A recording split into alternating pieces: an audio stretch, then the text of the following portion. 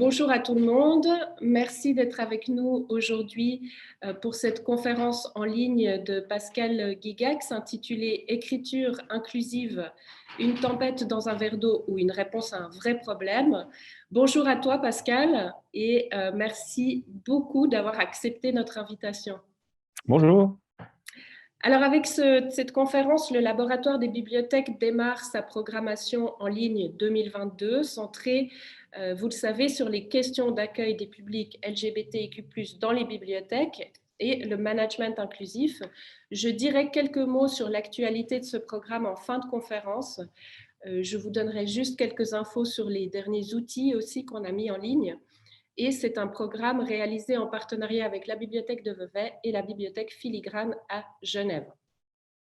Alors, aujourd'hui, on va parler écriture inclusive, mais c'est en lien direct avec ce programme, parce que quand on s'interroge sur la diversité des publics en bibliothèque, ou plutôt sur ce qui fait qu'une partie des publics, pour diverses raisons, ne pousse pas la porte des bibliothèques, c'est toujours les questions qu'on se pose ici au laboratoire des bibliothèques, eh bien, il y a plein d'autres questionnements qui s'ouvrent, que ce soit au niveau des collections, de la présentation de ces collections dans les bibliothèques, de l'accueil et des actions de médiation culturelle.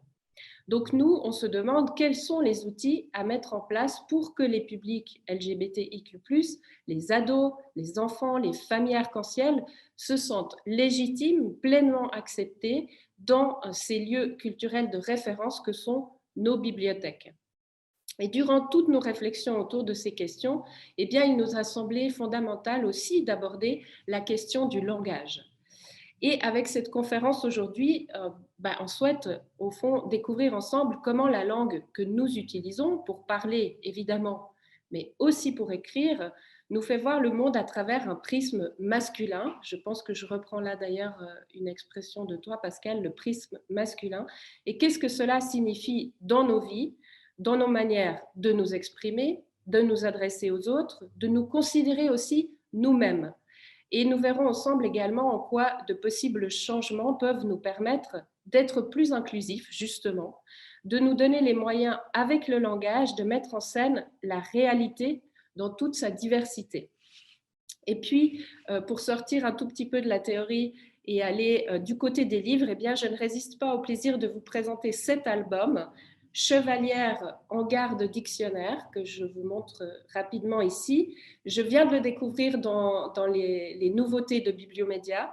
Et ça raconte le combat de Lily, cette jeune héroïne qui ne comprend pas pourquoi le mot chevalière ne figure pas dans le dictionnaire. Elle se déguise en chevalière et elle ne comprend pas pourquoi elle ne peut pas se revendiquer comme chevalière. Et donc, elle écrit au dictionnaire Lafrousse pour lui demander d'ajouter ce mot. Et c'est Armand, le responsable du dictionnaire, qui lui répond et qui lui dit chevalière, ça n'existe pas, donc on ne va pas le mettre dans le dictionnaire. Et Lily, elle lui répond en disant les super-héros, ça n'existe pas non plus, et pourtant, ils sont dans le dictionnaire. Et ce qui existe aussi dans cette histoire, eh bien, ce sont tous les camarades de Lily qui voudraient être un majoret, une vainqueuse, un fée ou une louve-garou. Et au fond, ce livre va raconter comment cette demande va rapidement se transformer en une revendication générale, manifestation à l'appui, partagée par les camarades de l'école, mais bien plus loin, par des parents, par des enfants. Il y a même l'intervention d'une écrivaine. Évidemment, je ne vous raconte pas la fin de ce livre et ce que ça va, au fond, provoquer dans les dictionnaires, mais je vous recommande cette lecture qui est vraiment super. Juste un tout petit point technique. La conférence, comme d'habitude, va durer environ 1 heure. Vos micros et vos caméras sont donc désactivés comme toujours quand on fait les webinaires, mais nous vous invitons à poser vos questions dans le chat, donc sous converser en bas, mais vous connaissez ça très bien. Voilà, je vois qu'il y a 2-3 petites remarques déjà. On prendra 1/4 d'heure, 20 minutes en fin de conférence pour discuter ensemble. Merci d'adresser votre message à l'intervenant et au public, enfin à tout le monde si vous voulez, pour que tout le monde puisse voir votre message, éventuellement vérifier qu'il y a votre nom ou un nom en tout cas, puisque c'est moi à la fin qui reprendrai vos questions pour les poser à Pascal. Voilà, nous pouvons maintenant revenir à notre invité, Pascal, que je présente en quelques mots. Donc, tu diriges l'équipe de psycholinguistique et psychologie sociale appliquée de l'Université de Fribourg, une équipe donc qui observe les phénomènes sociaux en lien avec le langage, pour faire un résumé, on va dire. Et tes travaux portent principalement sur la manière dont notre cerveau traite la marque grammaticale masculine. Euh, Pascal, tu interviens régulièrement dans les médias lorsqu'il est question de langage inclusif, de féminisation du langage et de sexisme linguistique. Et avec tes collègues Sandrine Zuffray et Ute Gabriel, tu as publié en 2021 un livre grand public sur ce sujet qui nous occupe aujourd'hui aux éditions Le Robert. Je vous le montre ici, un livre intitulé « Le cerveau pense-t-il au masculin ? Cerveau, langage et représentation sexiste ». Voilà Pascal, ça nous fait vraiment plaisir que tu sois là avec nous. Et puis enfin, je te passe la parole. Merci, je vais partager mon écran, comme ça on peut démarrer.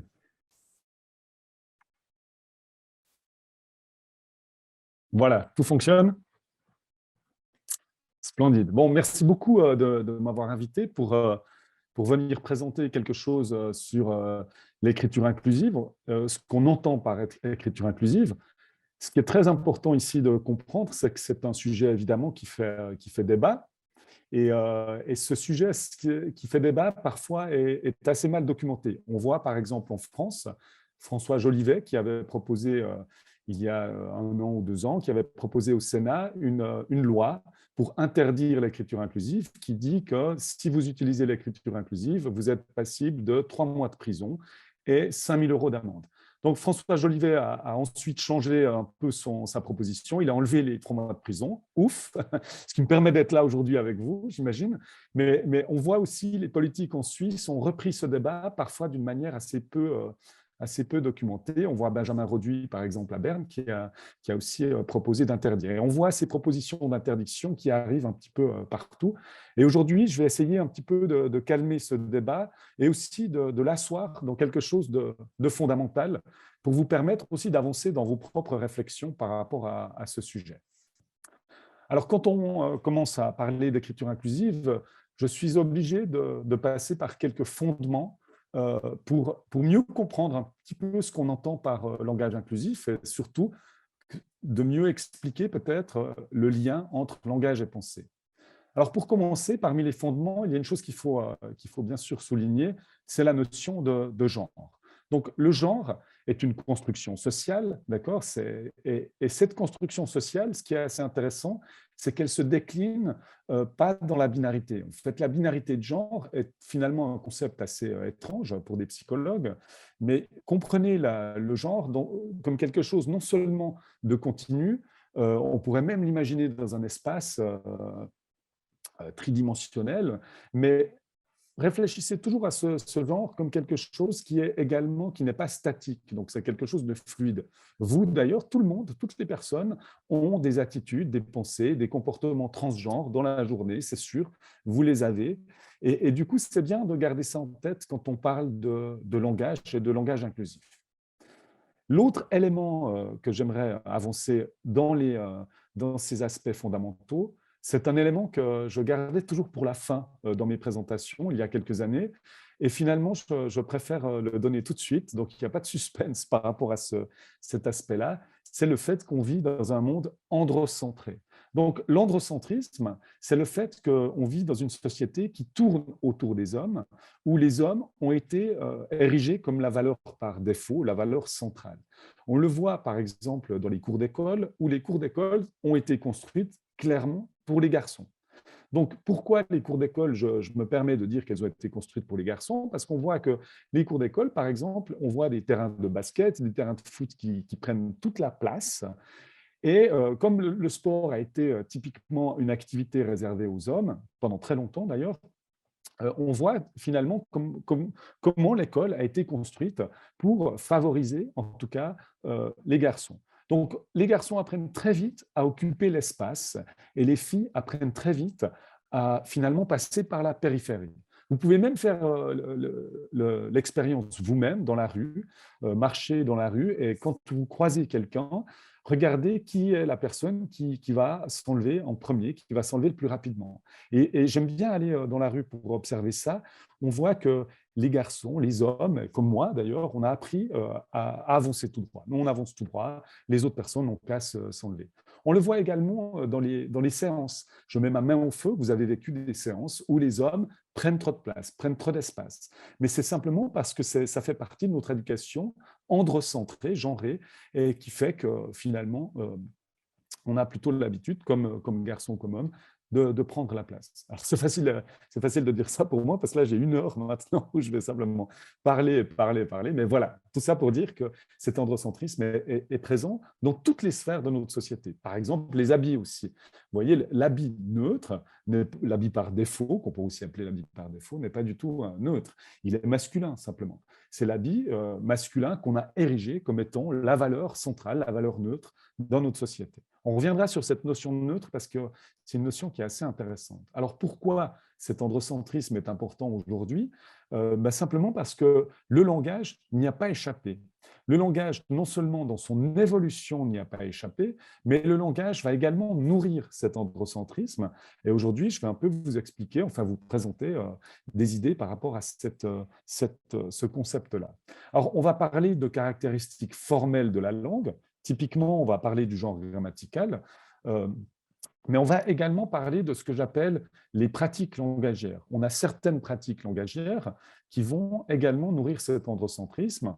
Et puis, je vais peut-être commencer par ces pratiques langagières parce qu'elles vous permettront aussi peut-être de questionner vos propres pratiques langagières et peut-être vos propres histoires en termes d'éducation. Alors, avant de parler de ça, évidemment, on est obligé de passer par un élément aussi fondamental, c'est l'effet du langage sur notre pensée. Alors, peut-être vous connaissez les travaux des anthropologues du début du XXe siècle, d'Edward Sapir et Benjamin Lee Whorf, des travaux qui ont été repris par George Orwell en 1984. Pour Edward Sapir, ce qui était important, c'était que si dans une langue, vous n'avez pas un mot pour décrire quelque chose, vous n'arriverez pas à penser à ce quelque chose. Donc, dans George Orwell, on le comprend bien, dans son livre, il présente Newspeak, ou novlangue en français, et c'est un régime totalitaire qui invente une langue dans laquelle le mot liberté n'existe pas. L'idée étant de dire que si le mot liberté n'existe pas, les gens ne vont pas pouvoir penser à la liberté. Alors, cette idée a été beaucoup discutée dans les sciences humaines et sociales pendant tout le long du XXe siècle. Cette idée a été très controversée. Et nous, à Fribourg, on se base sur une idée qui ressemble un peu à ça, mais qui est tout de même un petit peu différente. Et je vais illustrer l'idée qu'on travaille à Fribourg par une petite expérience qu'on a effectuée avec mon collègue Michał Paszkowski il y a quelques années. Dans cette expérience, on va à la bibliothèque universitaire de l'université et on s'approche d'une table où une personne est en train de travailler, donc on prend plusieurs personnes, et on dit à la personne, nous sommes en train de fêter les 10 ans du département de psychologie et nous venons de vous tirer au sort, vous venez de gagner 2 francs.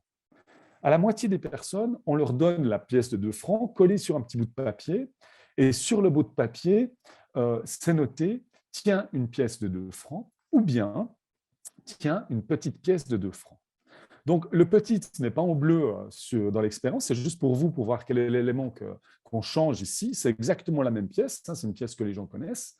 Et ce qu'on fait, c'est qu'on revient quelques minutes plus tard et on demande aux personnes à quel point elles sont contentes, allant de 1, je ne suis pas du tout contente, à 9, je suis contente. Et là, regardez ce qui se passe. Les personnes qui ont reçu la pièce sont plus contentes que les personnes qui ont reçu la petite pièce. Alors, ce qui est intéressant ici, évidemment, c'est pourquoi les gens n'aiment pas les choses qui sont petites. Alors, ça, c'est une autre discussion qu'on pourra avoir par rapport à l'évolution. Mais ce qui est important ici pour nous, c'est que le langage offre un nombre limité d'options pour parler d'un monde illimité. Et du coup, le langage va attirer notre attention vers certaines propriétés du monde qui ne sont pas forcément pertinentes. Ici, dans l'expérience, que ce soit une pièce ou une petite pièce, ça change absolument rien à la pièce, elle reste toujours la même, mais ça change quelque chose sur notre manière de percevoir la pièce et ensuite ici, même sur notre humeur par rapport au fait d'avoir reçu une pièce. Si vous retenez une seule chose de ma présentation, une seule chose, alors j'espère que vous allez retenir d'autres choses de ma présentation, mais si vous retenez une seule chose, retenez cet effet attentionnel du langage sur notre pensée.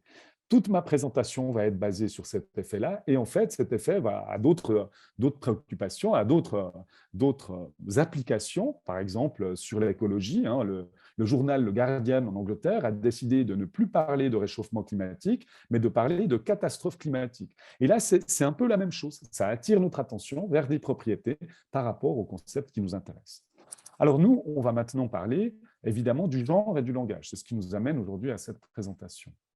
Alors, je commence par parler de vos pratiques langagières, en essayant bien sûr de ne pas vous vexer, parce que c'est aussi mes pratiques langagières. C'est des pratiques qui sont des pratiques de société. Et vous verrez un petit peu, je vais les diviser en deux dimensions qui ne sont pas du tout des dimensions formelles. C'est moi qui les mets comme ça, parce que ça me permet d'illustrer mon propos. On va d'abord parler du contenu.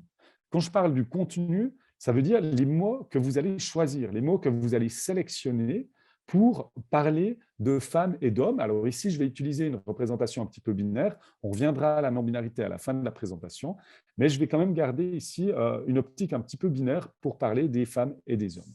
Ce qui est intéressant dans notre société, c'est qu'on a tendance à utiliser fréquemment certains mots pour parler des femmes et fréquemment certains mots pour parler des hommes.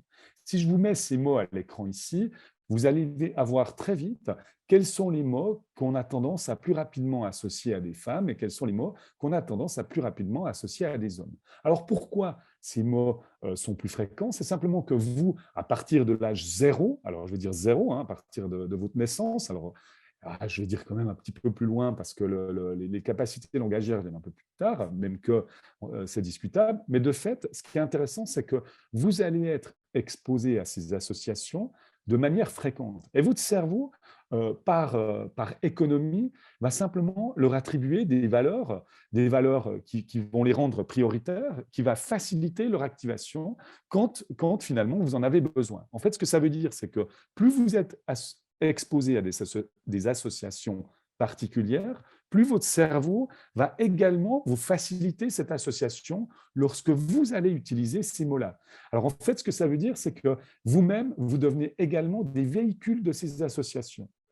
Donc, et ça, c'est intéressant parce que vous exposez les autres personnes à ces associations, ces autres personnes vont les utiliser plus fréquemment, etc., etc. C'est une sorte de cercle vicieux. Alors, aux journalistes à qui je présente parfois je donne cette présentation, je leur conseille souvent, quand vous écrivez un texte, par exemple, sur une femme, ou vous écrivez un texte sur un homme, à la fin de votre rédaction, changez simplement le genre de la personne et regardez comment sonne votre texte. Si votre texte sonne de manière un peu bizarre, c'est que vous l'avez genré. Et ça, c'est intéressant de se poser la question par rapport à ces associations. Dans le sens des mots, je vais également maintenant passer à ce que j'appelle l'infantilisation des femmes au travers du langage. Donc, dans cette société androcentrée, on a tendance à infantiliser les femmes. On le fait de différentes manières. On le fait, par exemple, comme ici un titre du Temps il y a quelques années, les filles de la Fed Cup et les hommes de la Coupe Davis. Donc, on a tendance à parler des filles alors qu'on parle des hommes. C'est le cas évidemment aussi par rapport à l'utilisation de mademoiselle. Mais mademoiselle, je vais le garder pour plus tard parce que mademoiselle, c'est tellement fascinant que je vais en parler plus tard pour illustrer encore autre chose. Mais on voit cette infantilisation aussi par l'utilisation des prénoms de manière plus rapide et plus fréquente pour les femmes, alors qu'on garde le nom de famille pour les hommes. On l'a vu dans les journaux quand on parlait de Trump et d'Hillary, quand on parlait de Sarkozy et Ségolène, et je mets ma main au feu que vous avez été dans des séances de travail, dans des situations professionnelles où les gens ont utilisé le prénom pour s'adresser à une femme, alors que ces mêmes personnes utilisaient les noms de famille toujours pour parler à des hommes.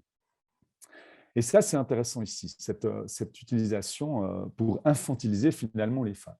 Le dernier point qui est assez intéressant, c'est également les questions qui sont posées ou les thèmes qui sont abordés lorsqu'on parle de femmes ou lorsqu'on parle d'hommes.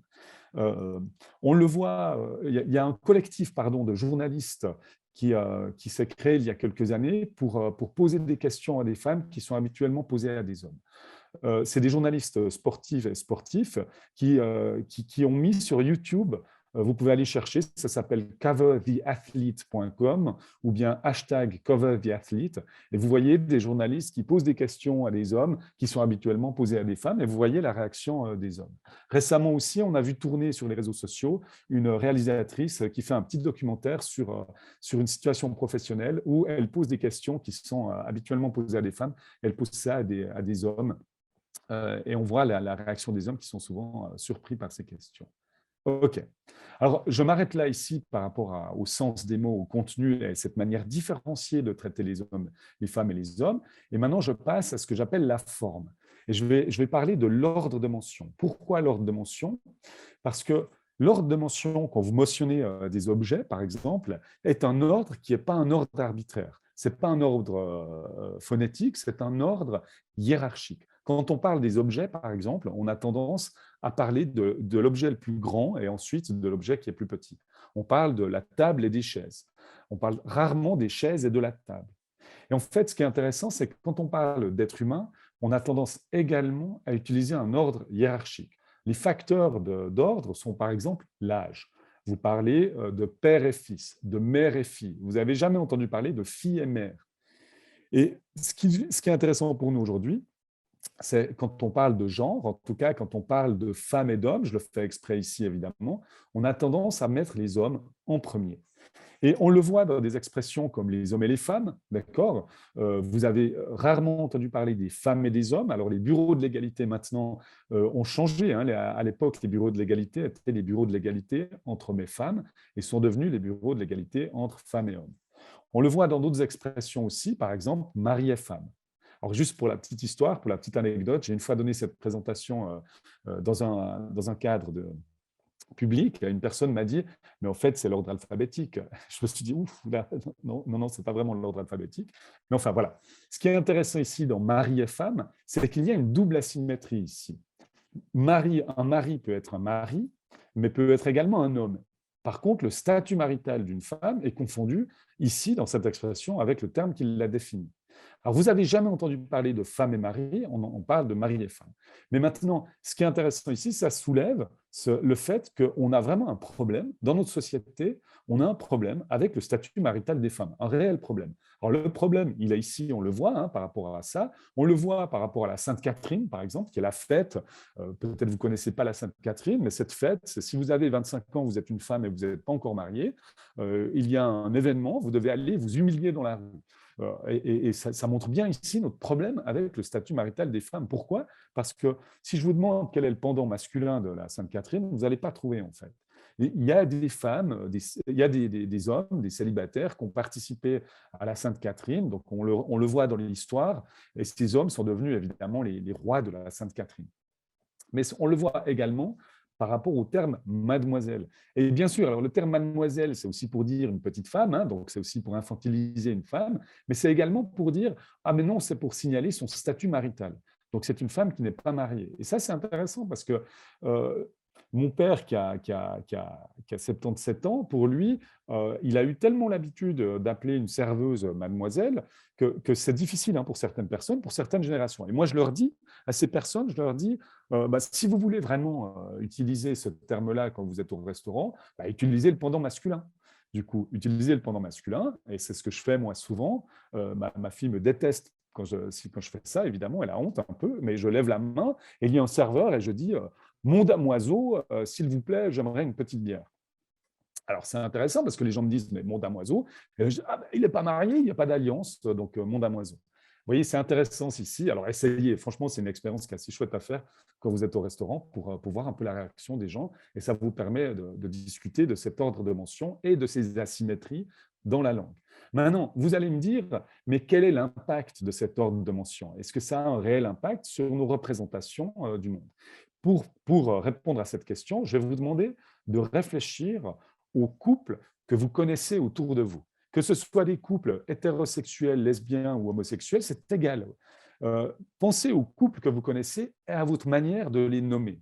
Et en fait, vous allez nommer les couples que vous connaissez de la manière souvent habituelle où vous nommez la première personne, c'est la personne qui vous est la plus proche. C'est la personne qui est plus importante pour vous. Et là, par rapport à cette notion d'importance, on comprend ce que ça veut dire de toujours nommer les mêmes personnes en premier dans une société. Et là, on est dans l'androcentrisme. On est dans l'androcentrisme où on a tendance à nommer les personnes qui ont été érigées comme la valeur plus importante, la valeur plus noble, on le verra après par l'histoire. Et c'est par cet exemple qu'on comprend cette importance. Il existe évidemment un contre-exemple. Il y en a un qui nous vient du XVIIIe siècle. C'est un exemple qui est assez intéressant. C'est évidemment Mesdames et Messieurs. Mesdames et Messieurs, c'est le seul exemple qui a été stable à partir du XVIIIe siècle où on nomme les femmes en premier. Et là, vous pourriez me dire, eh bien, évidemment, au XVIIIe siècle, les femmes prennent une valeur beaucoup plus importante dans la société et c'est pour ça qu'on les met en premier. Mais pas du tout, parce que les femmes au XVIIIe n'ont pas de droit. C'est très, très compliqué d'avoir une éducation supérieure. Elles ont même, dans énormément d'endroits, elles n'ont même pas accès à l'éducation supérieure, etc., etc. Donc, ce n'est pas ça. C'est probablement une raison paternaliste qui fait qu'à ce moment-là, on utilise cette expression. En tout cas, selon mon collègue Peter Egarty, qui a écrit des choses passionnantes sur ce Mesdames et Messieurs. Peut-être un effet paternaliste de la même manière que, je ne sais pas, moi, je pourrais ouvrir une porte à une femme pour lui signaler que sans moi, ça va être très, très compliqué pour elle d'ouvrir cette porte finalement. Bon, on arrête là-dessus. On pourrait faire toute une présentation sur le paternalisme, mais on arrête là-dessus. Mais gardez en tête cet ordre de mention. Alors, je m'arrête ici parce que votre vie va déjà devenir un enfer, parce que vous allez remarquer, cet ordre de mention, il est tellement fréquent qu'une fois qu'on s'en rend compte, c'est assez impressionnant comme effet. On va maintenant parler d'autre chose. On va parler de ces formes, plutôt de ces aspects formels de la langue. Et on va utiliser ici un exemple, une phrase.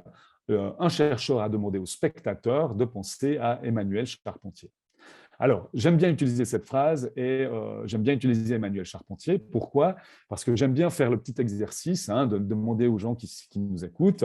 Maintenant, imaginez, c'est un exercice qui va prendre, ça va être très, très rapide.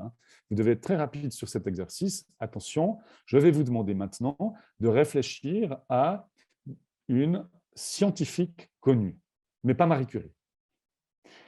Et ça, c'est intéressant. C'est très, très compliqué ici. Et maintenant, vous connaissez Emmanuel Charpentier, puisque vous l'avez à l'écran, qui est prix Nobel il y a 2 ans, prix Nobel de biochimie, avec Doudna d'ailleurs. Et comme ça, vous connaissez une deuxième scientifique et vous n'avez pas que Marie Curie en tête. Bon, cette petite expérience illustre également l'invisibilisation des femmes dans le milieu scientifique, mais bon, ça, on en parlera peut-être une autre fois.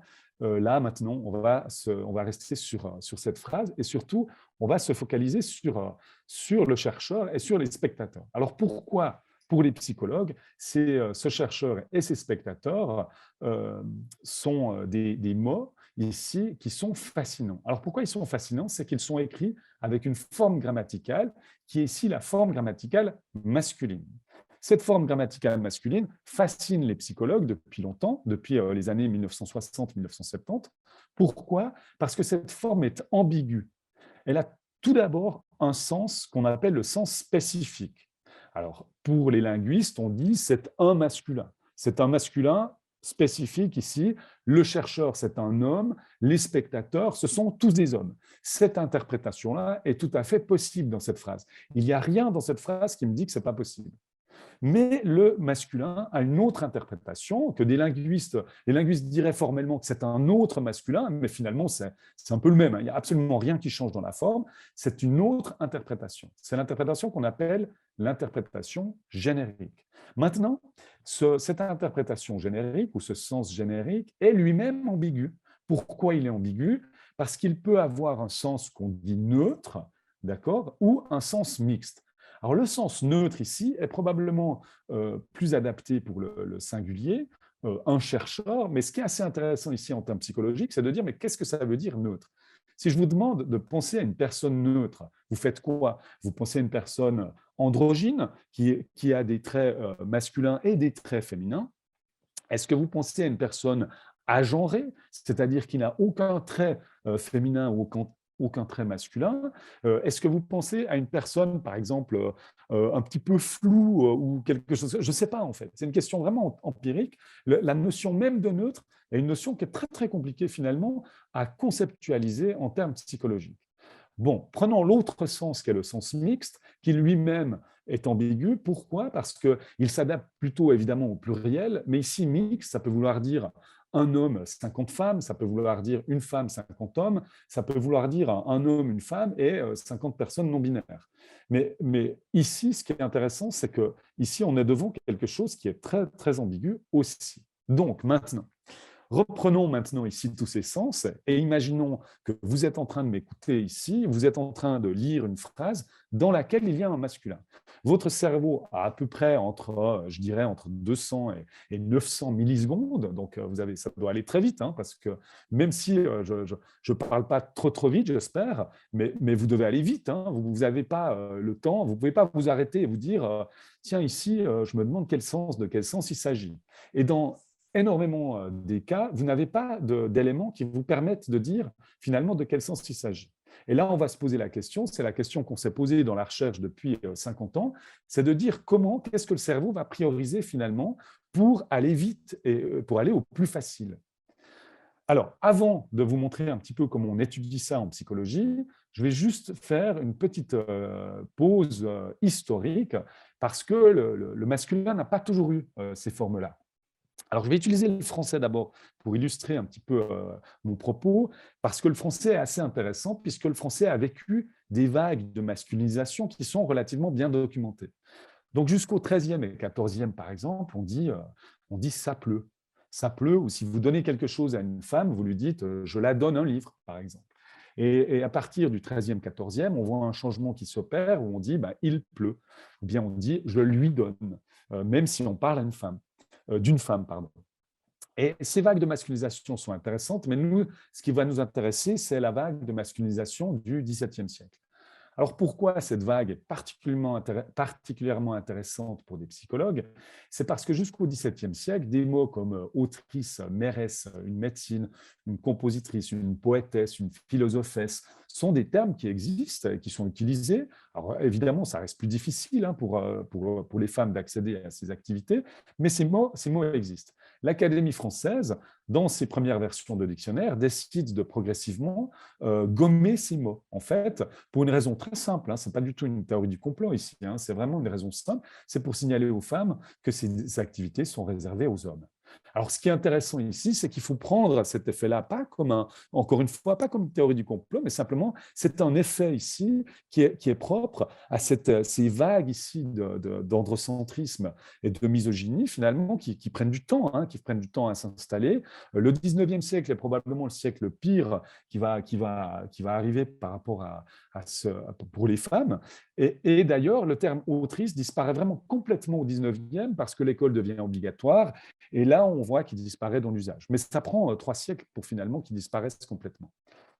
Alors, ce qui se passe également en français, c'est qu'il y a des règles grammaticales qui vont changer aussi.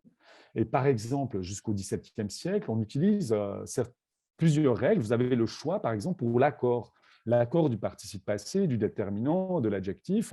Vous pouvez accorder à choix, par exemple. Vous choisissez si vous accordez au masculin ou au féminin. Vous avez également l'accord de proximité, c'est-à-dire que si vous dites ce vase et cette tasse sont cassés, cassé s'écrit E-S. Vous accordez au plus proche. Et cet accord de proximité, ce qui est intéressant, va disparaître au profit de l'accord masculin, l'accord par défaut. Et là aussi, on retrouve des citations très connues, par exemple de Nicolas Beauzée au XVIIIe siècle, le grammairien connu, qui dit le masculin doit dominer, doit l'emporter, hein, c'est comme ça qu'on l'a appris, sur le féminin, parce que le mâle est plus noble que la femelle. On voit ici vraiment, hein, c'est pour asseoir une domination ici du masculin dans la langue. Cet effet-là arrive aussi en anglais, hein, puisque jusqu'au XIXe siècle, par exemple, quand on ne connaît pas une personne et qu'on souhaite utiliser un pronom, on utilise le they singulier. Donc, vous dites « This person came out of the room, they seemed very happy ». Ce « they » singulier disparaît. Les grammairiens du 19e, autant en Angleterre qu'aux États-Unis, disent « On ne peut pas utiliser ce « they » parce qu'il est déjà utilisé au pluriel, donc on va le remplacer par le « il » générique ». Et ce qui est assez intéressant, c'est que ce « il » générique va se mettre en place et va durer un siècle. À la fin du XXe siècle, ce « il » générique, le « he » générique, va disparaître complètement. Vous ne le voyez plus. Il n'existe plus en anglais. La seule fois où on l'entend, c'est pour des personnes francophones qui parlent en anglais. Mais ce « il » a disparu et le « they » singulier est complètement revenu en force, pas du tout par une vague de prescriptifs, mais simplement, il est revenu dans l'usage. Il est même revenu maintenant aussi en force pour exprimer la non-binarité. Donc ça, c'est assez intéressant de le comprendre. Pour maintenant bien comprendre cette vague de masculinisation, je termine ici cette partie historique pour vous montrer une caricature d'une autrice, une caricature de Daumier, un caricaturiste connu du 19e siècle, qui fait une caricature d'une autrice, pour vous montrer un petit peu comment on voyait les femmes qui vont écrire. Et ce que je dois dire ici, ce qui est important, c'est que autrice disparaît, mairesse, médecine disparaissent, mais boulangère, il n'a jamais disparu du dictionnaire. On voit bien ici, c'est un choix très précis de termes. Et regardez la caricature d'une autrice, d'une écrivaine. Vous voyez, si une femme se met à écrire, c'est comme ça qu'on voit les femmes ici au 19e. Si une femme se met à écrire, qu'est-ce qui va se passer? Qu'est-ce qui va se passer pour les enfants? Qu'est-ce qui va se passer pour le ménage? Et on voit très bien ici quel est le rôle sexué qui est donné aux femmes à cette époque-là. Alors, on est en 2022, évidemment, et j'aimerais vous dire, évidemment, les choses ont changé.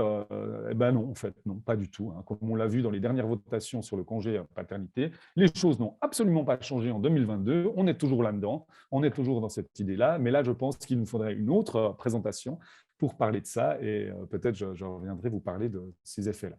Alors, quittons ici l'histoire. Je me permets quand même ici de signaler, si ça vous intéresse, quelques ouvrages qui sont très, très intéressants sur ces questions-là. Les ouvrages, évidemment, d'Eliane Viennot sur ces vagues de masculinisation. Eliane Viennot a sorti un livre très récemment, En finir avec l'homme, avec un titre qui est très, très intéressant ici. Là, elle s'intéresse surtout à l'expression « les droits de l'homme ». Évidemment, puisque les droits de l'homme n'ont pas été voulus comme étant génériques, puisque les femmes n'ont pas de droit au moment où cette expression arrive. Donc ça, c'est assez intéressant.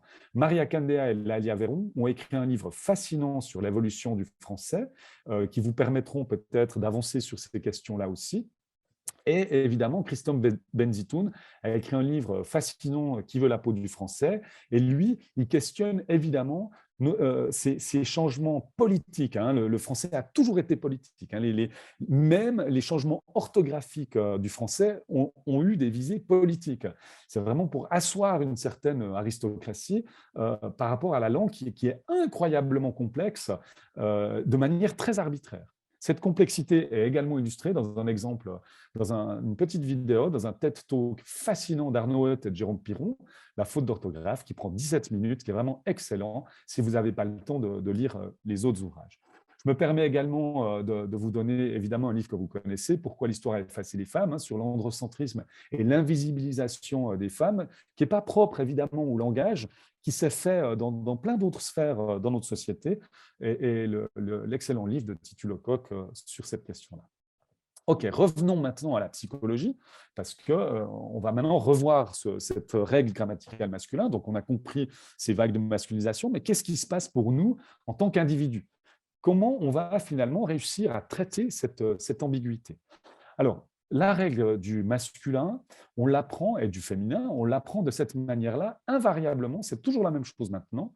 On nous dit, à peu près vers 4 ans à l'école, de manière formelle, on nous dit, si vous voulez parler d'un être inanimé, ici d'objet, le genre grammatical est aléatoire. D'accord? On vous dit, c'est une table, c'est un verre, vous ne pouvez pas, par la logique, finalement, savoir ce que c'est. Et à ce moment-là de ma présentation, je vais parler de ma mère, parce que c'est important que les psychologues parlent de leur mère. C'est très symboliquement, c'est très fort ici. Mais ma mère, qui était anglaise, c'était un cauchemar. Ça a été un cauchemar toute sa vie. Donc, elle disait un table, on arrêtait de la corriger, parce que pour les personnes anglophones, c'est vraiment un cauchemar. OK. Par contre, on vous dit, et ça c'est important, On vous dit que si vous parlez d'être animé ici, d'être humain ou des animaux, le genre grammatical, de manière générale, le genre grammatical n'est pas aléatoire. Si vous parlez d'une fille ou d'une femme, vous utilisez le féminin. Si vous parlez d'un homme ou d'un garçon, vous utilisez le masculin. Et les filles l'apprennent très vite, l'apprennent plus vite que les garçons, cette idée-là, parce que pourquoi? Parce que pour les filles, évidemment, quand on leur parle, on utilise le féminin. On leur dit, disons que toi, tu es une fille courageuse, au féminin, donc le masculin, c'est l'autre, évidemment.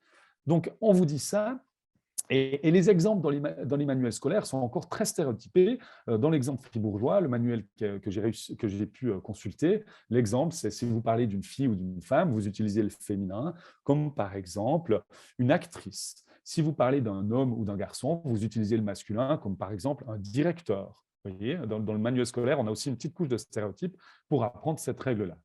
Et c'est plus tard qu'on apprend la règle de l'interprétation générique. Et on apprend la règle de l'interprétation générique par l'interprétation mixte. C'est comme ça que c'est l'entrée finalement sur ce genre grammatical, sur cette interprétation générique. Et là, on vous dit, si vous parlez d'un groupe d'hommes et de garçons, vous utilisez le masculin.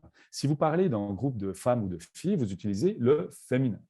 Et là, il se passe un truc assez incroyable, vraiment, pour les psychologues, vraiment, que je vais illustrer par une animation de folie, une animation où vous allez vous dire, mais à Fribourg, à l'université de Fribourg, c'est incroyable à quel point leurs animations sont fantastiques. On voit qu'à Fribourg, on met des moyens assez géniaux dans les présentations. Attention, alors regardez, ça va aller très vite, hein, mais ça m'a pris des heures et des heures pour la faire. Attention, pour vous illustrer comment on apprend la règle de l'interprétation mixte du masculin. Attention, attention. Et bing, vous avez vu ça? Incroyable, incroyable. Et là, c'est comme un truc un peu magique comme ça. Là, il y a un homme qui arrive et bing, tout le groupe change au masculin. Alors, je caricature un peu, mais je fais exprès de caricaturer. Pourquoi? Parce qu'en termes d'apprentissage, c'est quand même vachement intéressant. C'est de dire maintenant, à partir de maintenant, on dit aux enfants, vous dites, il y a 1000 femmes et un homme heureux.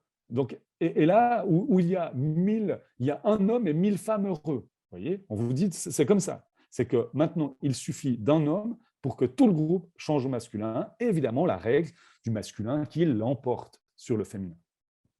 Alors, notez juste, je fais juste une petite pause sur cet accord masculin, donc comment on apprend cette règle du masculin, parce que l'accord de proximité dont je parlais avant est un accord qui est toujours vivant. Ça, c'est intéressant. Si vous pouvez le tester aussi sur des enfants avant d'avoir cette règle d'apprentissage, c'est un accord très naturel. Donc, quand vous dites un homme et 1000 femmes heureux, c'est un peu bizarre en fait. C'est un accord. Si vous dites certaines régions et départements, essayez de le dire à haute voix, hein, puisque votre micro est éteint. Dites-le, certaines régions et départements. C'est vraiment étonnant, quoi. Par contre, certaines régions et départements, ça vous paraît plus naturel, parce que l'accord de proximité, il est vivant, il existe, il est dans Maurice Grévis, dans le bon usage, et dans la grande grammaire qui a pris 20 ans à être publiée, qui vient de sortir, Anne Abeillet de Paris, elle montre que cet accord, on l'utilise, et il est tout à fait légitime. Alors, il y a un collectif d'enseignantes et d'enseignants en France qui a signé une charte pour enseigner l'accord de proximité aux enfants et arrêter d'enseigner la règle, le masculin l'emporte sur le féminin. Mais maintenant, nous, on va se poser la question, quel est l'impact de cet apprentissage chez des adultes déjà? Alors après, à la fin de la présentation, on pourra parler des enfants. Mais quel est l'impact chez les adultes? Ici, notre première expérience, c'est une expérience qu'on a faite en français, en allemand et en anglais. Ce qu'on fait, c'est qu'on présente des phrases comme celle-ci, les musiciens sortirent de la cafétéria, et ensuite, on a une phrase qui dit « à cause du temps nuageux, une des femmes avait un parapluie ». Ici, ce qu'on va essayer de faire, c'est de voir avec quelle facilité les personnes vont traiter cette deuxième phrase par rapport à la première. Alors, en psychologie, on peut faire beaucoup de choses. Si on a beaucoup d'argent, dans notre laboratoire, on peut faire de l'imagerie cérébrale, par exemple, pour voir ce qui se passe dans le cerveau. Alors, nous, à Fribourg, on n'a pas beaucoup d'argent, parce que nous, on met tous nos moyens dans nos présentations. Mais du coup, nous, ce qu'on a fait dans cette expérience, c'est qu'on demande aux personnes, est-ce que cette deuxième phrase est une suite possible de celle qui précède? Et on a des phrases où vous avez des stéréotypes masculins, des phrases sans stéréotypes comme musicien, des phrases avec des stéréotypes féminins, et on a une des femmes qui suit ou un des hommes. Et on demande simplement, est-ce que c'est une suite possible? Dans l'expérience, il y a des phrases où ce n'est pas possible. Par exemple, si vous dites les rois sortirent du château, à cause du temps nuageux, une des femmes avait un manteau. Ça, ce n'est pas possible parce que roi, par définition, c'est un homme. Donc ici, dans ces phrases, normalement, quelle que soit la langue, la réponse devrait tout le temps être oui. En anglais, il n'y a pas de raison pourquoi on dit un non, et en français, la règle grammaticale nous dit que la réponse devrait être oui. Regardez ce qui se passe en anglais, qui est notre langue contrôle, hein, puisque l'anglais n'a pas de genre grammatical sur le non, en tout cas. Et ici, on voit le pourcentage de oui allant de 0 à 100, avec des stéréotypes féminins comme nurse, des stéréotypes masculins comme mechanics, et sans stéréotypes comme musicians. Alors, on voit une des femmes dans la suite ou un des hommes dans la suite. Regardez ce qui se passe en anglais. En anglais, la facilité à laquelle les gens vont dire oui dépend du stéréotype du terme représenté dans la première phrase. Donc, les gens ont de la peine à lier nurse avec homme ou bien mechanics avec femme. Quand il n'y a pas de stéréotype, les réponses sont égales. Donc là, on voit que le stéréotype est activé au moment où les anglophones vont lire le terme dans la première phrase. Regardez ce qui se passe en français. Je ne vous montre pas en allemand parce qu'en allemand, c'est la même chose qu'en français. Regardez ce qui se passe. Vous avez les stéréotypes féminins, stéréotypes masculins sans stéréotype, une des femmes, un des hommes et la proportion du. Regardez ce qui se passe. J'aime bien mettre un petit moment de suspense ici. Je trouve que ça réveille un peu les gens ici. Attention, et regardez ce qui se passe. On voit que quel que soit le stéréotype, les gens ont toujours plus de peine à dire oui lorsque c'est un homme, lorsque c'est une femme qui est dans la deuxième phrase. Et cet effet-là, moi, m'a beaucoup surpris. Alors, dans l'équipe ici, j'étais un peu le seul à être autant surpris. Mais pourquoi j'étais surpris? Parce que je ne m'y attendais pas. Je ne m'attendais pas à un effet comme ceci, si fort. Et depuis, ce qui est assez intéressant, c'est qu'il n'y a pas de controverse sur cet effet. Cet effet a été retrouvé en utilisant d'autres paradigmes dans d'autres langues. Et ça, depuis les années 1960-70, en anglais, évidemment, en anglais, le test était sur le pronom il, he générique, mais cet effet est tout le temps là. Tout le temps là. Et ça, c'est assez impressionnant que dans le monde scientifique, en tout cas, il n'y a aucune controverse sur cet effet. Le masculin génère une représentation masculine. Maintenant, on peut se poser la question, mais qu'est-ce qu'on peut faire pour forcer quelqu'un à voir le masculin comme quelque chose de générique? Est-ce que c'est possible? Et évidemment, la psychologie a toujours été intéressée à manipuler les gens, à forcer les gens à faire quelque chose, et nous, on s'est intéressé à ça. Est-ce qu'on peut forcer quelqu'un à comprendre le masculin comme une valeur générique? Alors, on a tout essayé. Enfin, non, on n'a pas tout essayé, c'est pas vrai. On a essayé énormément de choses. Évidemment, ce n'est pas des chocs électriques, hein, puisqu'on n'ose plus le faire en psychologie depuis quelques années. Non, je plaisante, depuis longtemps. Mais on n'a pas essayé les chocs électriques. Mais du coup, on a essayé pas mal de choses. Dans la première expérience, dans une des expériences, ce n'est pas la première, ce qu'on a essayé de faire, c'est présenter des paires comme celle-ci, une sœur musicien, et on demande aux personnes de nous dire le plus rapidement possible, est-ce que la personne représentée par le premier mot peut faire partie du groupe représenté par le deuxième? Est-ce qu'une sœur peut faire partie d'un groupe de musiciens? Est-ce qu'un frère peut faire partie d'un groupe de musiciens? Etc., etc. Il y a 400 paires dans l'expérience, et au milieu de l'expérience, on rappelle la règle de l'interprétation générique du masculin. Et on demande aux gens de recommencer l'expérience en gardant cette règle en tête. OK. Alors, regardez ce qui se passe maintenant. Alors, est-ce que la personne peut faire partie? Donc, on a ici le pourcentage de oui, sans rappel et avec rappel, avec une femme qui fait partie du groupe ou un homme qui fait partie du groupe. Alors, regardez ce qui se passe. Je ne vous montre pas d'effet de stéréotype parce qu'il n'y en a pas, mais regardez, sans rappel, on a toujours cet effet. Donc, encore une fois, c'est un effet, il n'y a pas de controverse. Vous pouvez même l'essayer avec vos amis ce soir à l'apéro. Cet effet est vraiment très, très robuste. Mais maintenant, ce qui est intéressant, regardez ce qui se passe dans la deuxième partie. On a ici, tout à coup, le nombre de oui pour une femme qui fait partie du groupe va augmenter. Et là, on peut se dire, bon, ben, on n'a qu'à rappeler la règle. Maintenant, il y a un problème avec cette expérience, il y a un problème conceptuel. C'est que, regardez, si je vous fais une expérience où je vous montre des carrés de couleurs, et je vous demande de me dire quelle est la couleur de ce carré. Vous avez un carré vert, jaune, rouge, et vous me dites vert, jaune, rouge, quand vous voyez le carré. Au milieu de l'expérience, je l'arrête et je vous dis, vous me donnez la couleur du carré, sauf pour le rouge. Pour le rouge, vous me dites vert. Pour les autres, vous me donnez la couleur normalement. Mais quand c'est rouge, vous me dites vert. Donc, vous voyez un carré jaune, jaune, vert, vert. Vous voyez un carré rouge, rouge. Et vous voyez, non, pardon, vous voyez un carré rouge, je ne me souviens plus. Et le carré rouge, vous devez me dire bleu. Donc, vous voyez le carré rouge et vous dites bleu. Voilà.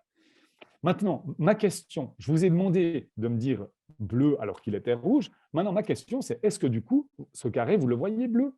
Est-ce que maintenant, vous voyez carrément ce carré changer de couleur? Et ça, on peut le tester en allant regarder à quelle vitesse, dans la deuxième partie, même quand on demande aux gens de le faire, à quelle vitesse les gens répondent oui. Et la vitesse, elle est utilisée depuis le 19e siècle, déjà dans les laboratoires de Wundt, de Donders, à la fin du 19e, pour des études sur les temps de réaction. Mais ce qui est intéressant, c'est qu'on utilise le temps pour nous montrer avec quelle facilité une personne va nous donner une réponse. Et regardez ici ce qui se passe. J'ai la vitesse de réponse pour dire oui ici. Donc, c'est la vitesse pour dire oui, cette personne peut faire partie du groupe, sans rappel et avec rappel. Donc, vous avez ici quand il y a une sœur, ou en tout cas une femme dans le groupe, ou un homme dans le groupe. Dans la première partie, regardez, les gens disent oui moins souvent, hein, je vous l'avais montré avant, mais quand les gens disent oui, les gens prennent plus de temps pour dire oui quand c'est une femme qui fait partie du groupe. On pouvait s'y attendre ici, c'est que les gens ont plus de peine à dire oui pour une femme qui fait partie du groupe. Et regardez, après avoir rappelé aux gens la règle, cet effet-là est toujours là. Quelle que soit maintenant la règle qu'on rappelle, les gens ont toujours plus de peine à dire oui lorsque c'est une femme qui fait partie du groupe. On voit ici que la pente est moins grande, mais ce qu'on voit surtout, c'est que les gens sont plus rapides parce que c'est la deuxième partie de l'expérience. Les gens deviennent plus rapides à répondre de toute façon. Mais ce qui est intéressant, c'est qu'on n'arrive pas à enlever cette activation masculin égale homme. Et ça, c'est important. On a toute une théorie cognitive sur cet effet-là, avec ma collègue Utek Gabriel et d'autres collègues comme Saya Sato aussi. C'est un mécanisme de résonance, c'est-à-dire qu'au moment où vous voyez masculin, votre cerveau va simplement renvoyer une valeur et vous ne pouvez absolument rien faire par rapport à ça. Vous ne pouvez pas stopper cette valeur. Ça va trop vite et c'est trop automatique. Et cette valeur, c'est homme. Alors, quelles sont les implications de ça avant de venir sur une petite séance pratique? Alors, les implications de ça sont diverses. Alors, déjà, bon, on a ce que je vous ai présenté jusqu'à maintenant, c'est que la représentation du genre est automatique lorsqu'on parle d'être humain. Alors, pas quand on parle d'objets, même qu'il y a des données récentes qui montrent que même quand on parle d'objets, on a une représentation biaisée du genre également par rapport à des objets, pas seulement chez les enfants. Ça, on le savait déjà, puisque les enfants vont appeler la table Nathalie, par exemple, parce que ça se fait comme ça aussi dans les livres, mais pour des adultes aussi. Mais bon, ça, on ne va pas en parler, parce que nous, ce qui nous intéresse, c'est quand on parle d'être humain, la représentation du genre est automatique pour diverses raisons. Lorsqu'il y a un genre grammatical et que le masculin a cette valeur par défaut, on voit que homme est activé de manière passive. Vous ne pouvez absolument rien faire par rapport à ça, ça va être activé. Femme peut être activée, ou une autre activation de catégorie de genre, mais difficilement et sans jamais supplanter la première activation.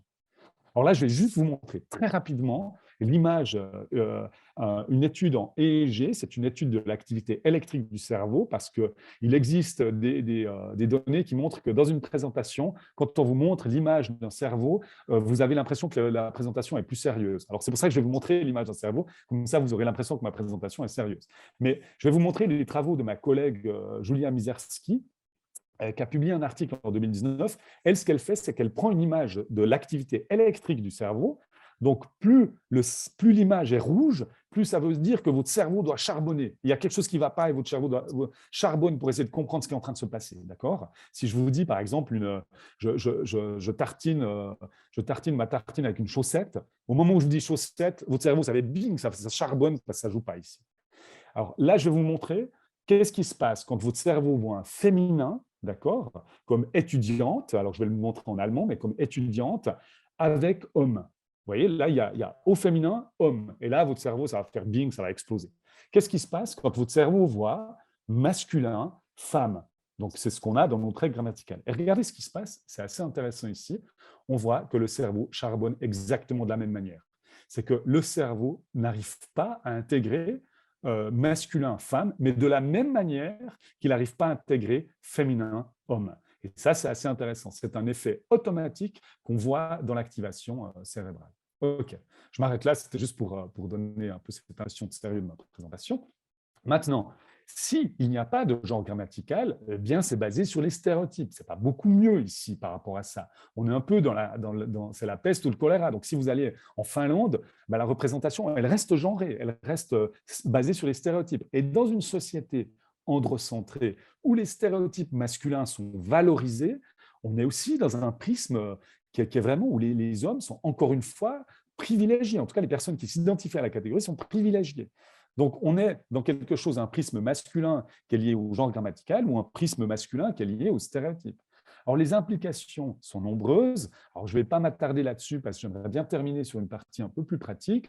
Mais disons, nous, on a beaucoup travaillé sur la représentation des métiers chez les enfants, chez les ados, les aspirations professionnelles. On a un projet maintenant là-dessus, puisque pour ces populations, il y a vraiment un mélange entre les stéréotypes et la force du genre grammatical. Donc, il y a vraiment quelque chose qui se passe qui est vraiment fascinant chez les enfants.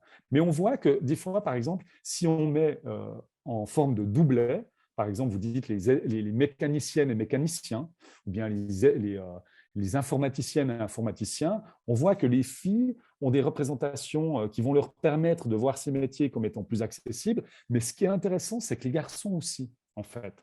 Et ça, c'est intéressant. On pourra en parler dans la discussion si vous voulez, mais c'est une chose quand même à noter.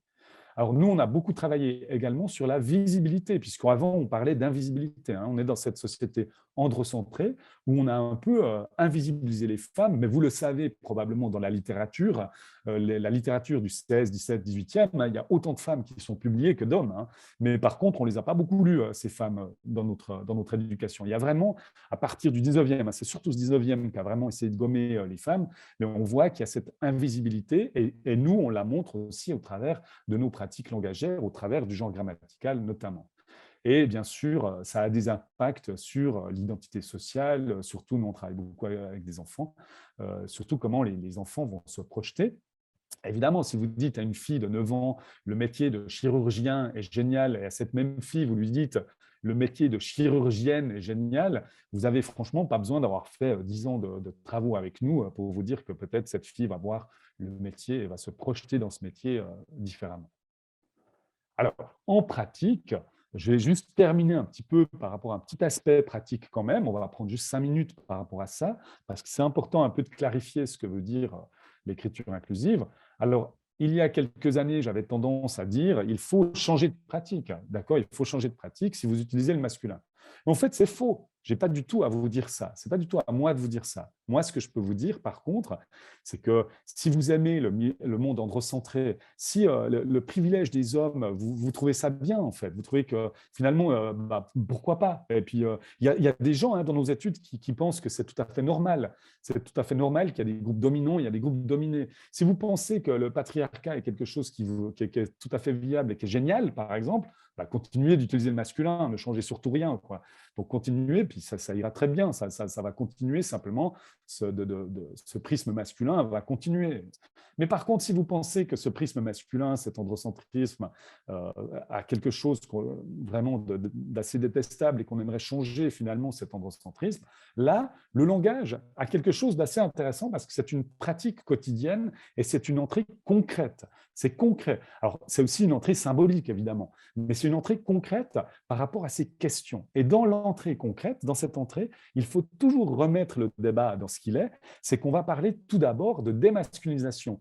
Vous voyez, on peut parler d'écriture inclusive, oui, mais à la base, c'est un langage démasculinisé. On aurait dû utiliser ce terme dès le début, parce que ce terme est beaucoup plus précis par rapport à ce qu'on souhaite ici. On souhaite d'abord démasculiniser. Ensuite, on peut réfléchir à toutes les formes d'écriture inclusive. Et quand on réfléchit à ça, ce qui est très important, c'est que, évidemment, quelle que soit la forme qu'on choisit, alors il n'y a pas que ça comme forme. Maintenant, je vais vous dire un petit peu quelle forme on peut envisager, mais il n'y a pas que ça comme forme, mais le sens va changer. Le sens va de toute façon changer. Si vous changez un texte, si vous décidez de prendre le train de l'écriture inclusive, votre manière de parler va changer évidemment, puisqu'elle elle va se centrer autour de quelque chose d'autre que les hommes. Et ça, c'est important de le dire dès le départ. C'est cette idée de démasculinisation. Alors, dans les propositions existantes, il existe pour moi deux grands groupes. Et dans les deux grands groupes d'écriture et de langage inclusif, il y a tout d'abord ce qu'on va appeler la neutralisation. La neutralisation, c'est le fait de dégenrer un texte, c'est-à-dire de sortir de la mention explicite du genre. On peut le faire de différentes manières. On peut, par exemple, reformuler par le groupe. On parle, par exemple, du corps étudiant au lieu de parler des étudiants ou au lieu de parler des étudiantes et des étudiants. On peut parler de la direction pense que au lieu de la directrice et de du directeur. Alors, il y a un désavantage clair, sociologique à ça, c'est que les gens ont tendance à être moins critiques quand on utilise le groupe que quand on utilise l'individu. Vous voyez, si je vous dis la rectrice a décidé d'augmenter les taxes universitaires, ou bien je vous dis le rectorat a décidé d'augmenter les taxes universitaires, là on voit qu'il y a un changement d'aspect critique par rapport à ça. Donc il faut le savoir simplement, il faut le garder en tête. Il y a ensuite ce qu'on appelle l'adressage direct. Donc, au lieu de dire, par exemple, pour des gens qui travaillent sur le web, les étudiantes et étudiants qui souhaitent s'inscrire, cliquent ici, eh bien, vous dites si vous souhaitez vous inscrire. Récemment, un journaliste qui est responsable à Bienne au match de hockey du HC Bienne, à la Bienne, qui me disait à la pause, au tiers-temps, après le premier tiers-temps, souvent il y a une annonce qui dit il y a 10 000 spectateurs. Alors, au match de Bienne, il n'y a jamais 10 000 spectateurs, mais ça fait rien. Il y a 10 000 spectateurs. Et lui me demandait mais comment je peux dire. Alors il disait j'ai essayé, j'ai dit il y a 10 000 spectatrices et spectateurs. Et moi je lui disais mais non, utilisez l'adressage direct, ce sera mieux. Parce qu'en plus, vous pouvez dire vous êtes 10 000. Donc, en termes de communication, c'est assez intéressant. Et en termes d'inclusion aussi, c'est intéressant. Ou bien, encore mieux, nous sommes 10 000. Vous voyez, et là, c'est intéressant en termes de communication. Et surtout, quand on réfléchit maintenant à la non-binarité aussi, c'est que la neutralisation permet cette inclusion, alors de manière implicite, mais permet cette inclusion aussi. Et on finit par la reformulation par les épicènes. Un épicène, c'est un terme grammaticalisé, donc qui ne change pas de forme grammaticale et qui se réfère autant aux femmes qu'aux hommes ou à toute autre personne qui ne s'identifie pas à ces catégories. Et l'épicène par excellence, évidemment, c'est une personne. C'est l'épicène qui a également été testé dans la littérature, qui montre des effets les plus intéressants en termes d'inclusion. On a des termes qui ne sont pas forcément des épicènes, mais qu'on peut considérer un petit peu comme des épicènes. Ce sont ces termes qui n'ont pas de marque grammaticale, comme biologistes, et qui, quand on les met au pluriel, c'est les biologistes, deviennent en fait, de fait, peuvent fonctionner comme des épicènes. Alors, évidemment, il y a l'accord après de l'adjectif ou du participe passé qu'il faut résoudre, mais de fait, ça peut être intéressant quand on met au pluriel certains termes. Ces termes peuvent être compris comme épicènes. Alors, dans certaines langues, il existe des formes aussi de neutralisation particulières, comme la nominalisation en allemand. On peut dire die Studierenden, les personnes en train d'étudier, par exemple. Alors, ces formes-là, évidemment, n'existent pas en français, puisque la forme nominalisée, les étudiants, les personnes en train d'étudier, en français, c'est une forme qui a une forme grammaticale. OK. Et il existe évidemment des nouvelles formes, des nouveaux pronoms. Ici, le yel, vous le connaissez. Et c'est vraiment fascinant, en fait, ces nouveaux pronoms. Il existe yel, il existe aussi al. Et je vous invite à lire Alferat, qui est en train apparemment qui va sortir la deuxième édition de son livre sur ces nouvelles propositions, en fait, sur ces propositions pour également inclure la non-binarité de manière explicite. Ici, yel, alors yel, c'est un peu une fusion entre il et elle, mais c'est utilisé également pour ça. Ça ne résout pas le problème du participe passé en français. Dans d'autres langues, c'est possible, mais le participe passé aussi, alors Alferat propose certaines possibilités de nouvelles formes pour le participe passé. Par exemple, les formes en EZ, IZ, UZ. Vous êtes allé EZ, par exemple, ce qui est une forme qui a existé dans certaines variantes du français, mais voilà, il existe ces formes-là et c'est bien de voir ces nouvelles formes. Alors, l'exemple qui est le meilleur, c'est l'exemple de Kiwi, Kiwi and Munsterhund, qui est un personnage dans un livre qui est paru en 2012 en Suède par un écrivain et une illustratrice. Et dans ce livre, le pronom qui est utilisé est un pronom qui n'existait pas en Suède. Donc, hen, H-E-N. En suédois, on dit hon pour elle et han pour il. Mais hen est utilisé ici. Et ce qui est intéressant, c'est que j'ai une collègue qui est allée dans la rue en 2012 pour demander si les gens aimaient bien hen, parce que ça a créé un tollé au départ. Et puis, les gens détestaient ce hen. Et puis, elle a fait en 2013, 2014, 2015. Et en 2015, les gens l'adorent. En fait, c'est intéressant. On voit l'évolution ici d'un pronom qui, au travers de l'usage, montre que les gens sont passés de « on ne l'aime pas » à « on l'aime beaucoup ». Et maintenant, en Suède, hen est un pronom officiel. En norvégien, hen est aussi maintenant officiel, en bokmal. Et puis, en néerlandais, en tout cas dans la partie néerlandaise en Belgique, le hen est également devenu officiel maintenant comme un troisième pronom qu'on peut utiliser comme un pronom pour exprimer la non-binarité, pour exprimer la mixité et pour exprimer également quand le genre n'est pas pertinent. Voilà. Donc, ça pose évidemment des questions de traduction. Ça, c'est clair. Je termine par le deuxième groupe que je vais appeler la reféminisation. Ça, c'est important. Hein, c'est la reféminisation. Ce n'est pas la féminisation. Certaines personnes parlent de féminisation du langage, mais ce n'est pas du tout une féminisation du langage. Alors, pour certains termes, oui, comme ingénieur, parce qu'il n'existait pas de terme pour décrire une personne qui avait cette fonction. Mais de manière générale, on parle de reféminisation. On remet ici des termes au féminin pour exprimer le fait qu'il y a également des femmes dans ce groupe. On parle de doublets, de doublons ou de formes pairées, les informaticiennes et informaticiens, les autrices et les auteurs, les professeuses ou les professeurs. Alors, ça pose plein de questions par rapport à quel terme vous voulez utiliser. Professeuse, par exemple, est un terme qui a été longtemps utilisé, qui existe, que Eliane Viennot, par exemple, elle utilise le terme pour elle-même de professeuse des universités. Donc ça, c'est assez intéressant.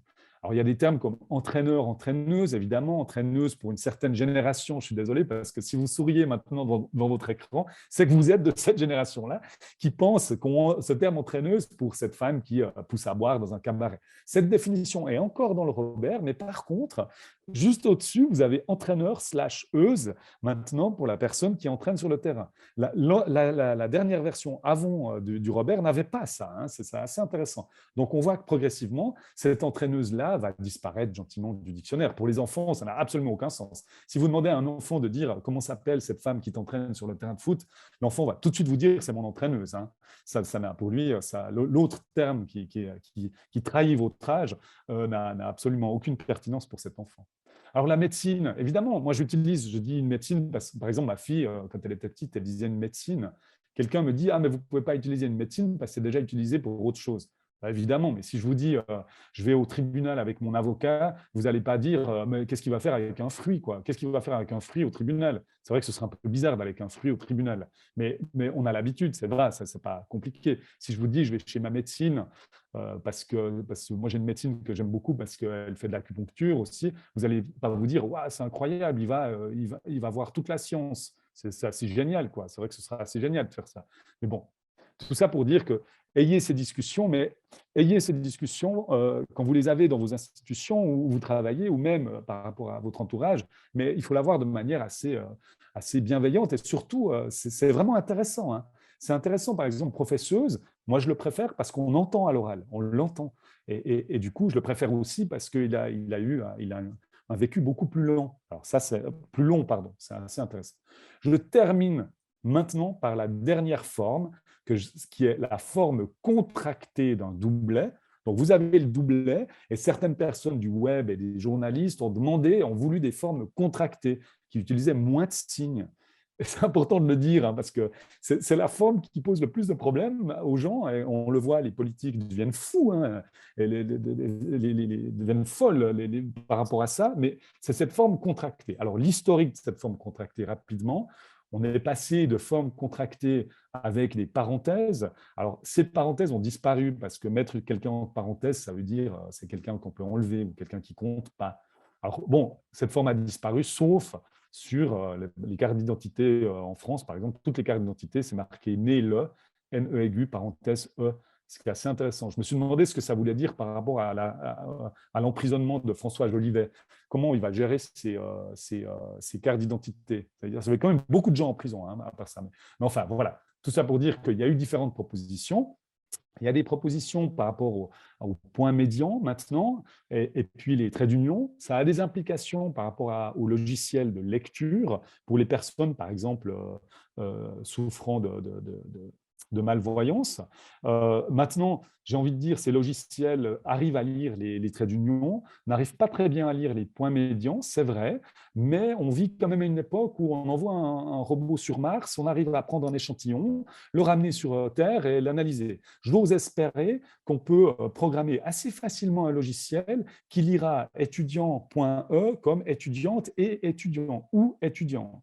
Je pense que ça ne va pas être très, très compliqué hein, d'adapter le logiciel, ça c'est clair. Mais voilà, c'est une question qu'il faut avoir. Et ce qu'il faut dire, c'est que ces formes contractées, à l'heure actuelle, sont les seules possibilités de pouvoir exprimer la non-binarité. Dans étudiante EX ou étudiant XES, les différentes formes existent. Ce X-là, c'est à l'heure actuelle, ce n'est pas la seule solution, pardon. C'est une solution qui est vraiment pratique pour exprimer la non-binarité, mais il y a également des néologismes. Par exemple, ingénieur, A-I-R-E, c'est un néologisme qu'on voit. Il gagne un peu la course par rapport à ingéniste, mais ingénieur, c'est un terme qu'on peut aussi utiliser pour exprimer la non-binarité. Ça, c'est intéressant. Et on voit également, pour terminer, des féminins comme étudiante, avec un astérisque ici. C'est ce qu'on appelle le féminin universel. Si vous lisez le règlement de l'université de Neuchâtel, tout le règlement est écrit en féminin universel. Il n'y a que du féminin, avec une petite mention au début qui dit mais également pour les personnes qui ne se considèrent pas dans la catégorie femme. Et ça, c'est intéressant, évidemment, parce qu'il y a eu des hommes qui ont dit ah, vous ne pouvez pas nous invisibiliser comme ça, ce qui est finalement un peu assez comique. Et beaucoup de femmes ont répondu bah, bienvenue dans notre monde, en fait. Et ça, c'est assez intéressant aussi d'y réfléchir. Voilà. Je termine par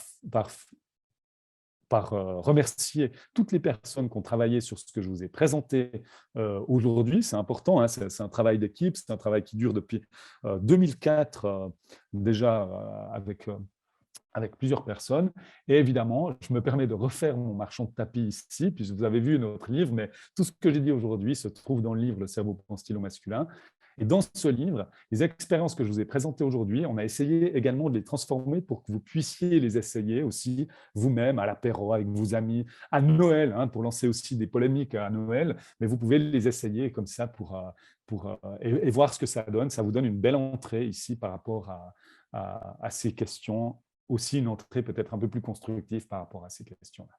Voilà, merci de votre attention. Merci beaucoup, Pascal. C'était une conférence hyper riche et effectivement, je vous recommande la lecture du livre parce que c'est vrai qu'on retrouve les expériences et on retrouve tout plein de détails passionnants à propos de tout ce que tu as dit.